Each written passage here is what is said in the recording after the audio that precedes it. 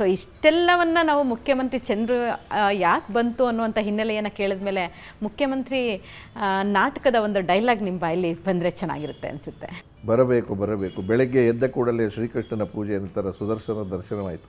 ಈ ದಿನ ಎಲ್ಲ ಒಳ್ಳೆಯದಾಗುತ್ತೆ ಅಂತಂದು ಕ್ಷಮಿಸಬೇಕು ಅಂತ ನಿಧಾನವೇನು ಆಗಲಿಲ್ಲ. ಇದನ್ನು ಹೆಚ್ಚು ಕೆಲಸ ಇರೋದ್ರಿಂದ ಪೂಜೆ ಸ್ವಲ್ಪ ಬೇಗನೆ ಮುಗಿಸ್ಬಿಟ್ಟೆ.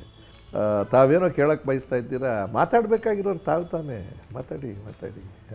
ಹರಿಶಂಕರ್ ತ್ರಿಪಾಠಿ ಕಾರ್ಮಿಕ ಖಾತೆಯಿಂದ ಉದ್ಯೋಗ ಖಾತೆ ತನಕ ತನ್ನ ಯೋಗ್ಯತೆ ಪ್ರದರ್ಶನ ಮಾಡಿದ್ದಾನೆ. ಹಾಗಿದ್ದು ಅವನನ್ನು ಕಳೆದ 5 ವರ್ಷಗಳಿಂದ ನೀವು ಗೃಹ ಮಂತ್ರಿ ಮಾಡೋ ಹಠ ಬಿಟ್ಟುಕೊಟ್ಟಿಲ್ಲ. ಇನ್ನು ಮಾಧವ್ ದೇಶಪಾಂಡೆ ವಿದ್ಯುತ್ ಶಕ್ತಿ ಮತ್ತು ನೀರಾವರಿ ಖಾತೆಯಲ್ಲಿದ್ದಾಗ ಮಾಡಿದ ದುಷ್ಕೃತ್ಯಗಳು ಜನಜನಿತವಾಗಿವೆ.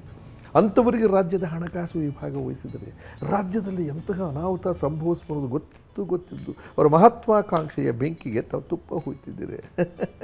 ಮಹೇಂದ್ರ ವಾಜಪೇಯಿಗೆ ವಾಣಿಜ್ಯ ಮತ್ತು ಉದ್ಯೋಗ ಸಿಕ್ಕರೆ ಅದರಿಂದ ತಮಗಾಗೋ ಲಾಭ ಏನು ಅಂತ ನನಗೆ ಚೆನ್ನಾಗಿ ಗೊತ್ತಿದೆ. ತಮ್ಮ ಕೃಪಾ ಕಟಾಕ್ಷ ಬೀರಿ ಪ್ರಜಾಪತಿ ಶಿವಡೆಯನ್ನು ಉಳಿಸೋದಕ್ಕೆ ಪ್ರಯತ್ನ ಮಾಡ್ತಿದ್ದೀರಿ. ಈಗ ನೋಡಿ, ಈ ಎಲ್ಲ ಬೇಡಿಕೆಗಳು ತಮ್ಮ ಬೇಡಿಕೆಗಳು ಸ್ಪಷ್ಟ ಅಲ್ವೇ? ನಾನು ಇನ್ನೂ ಏನಾದರೂ ಹೇಳೋದಿದೆಯಾ ಅಥವಾ ಕೇಳೋದಿದೆಯಾ ತಮ್ಮಿಂದ? ಖಂಡಿತ ಕೇಳೋದಿದೆ ನನಗೆ.